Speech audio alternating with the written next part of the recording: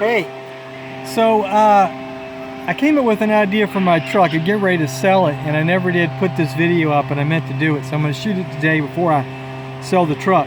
So if you ever wanted to have a way to get things in and out of your truck with the camper shell, but you didn't want to buy one of those expensive drawer things, sorry, I hope you can hear me over the neighbor's blower.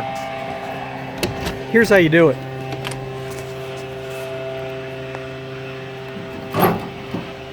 As you can see, what I got is a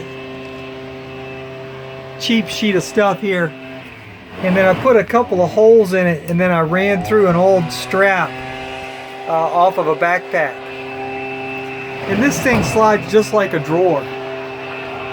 So what you can do is you can slide it out, and then look, these rails just lift out, so they just lift out. So without the rail in place, you can put your stuff on your equipment here and then just slide it in.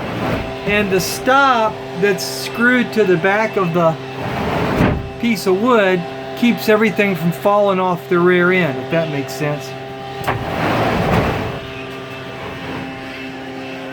Now, if you've never made one of these rails like this here, then they're easy enough to make if you check the design and just measure your piece.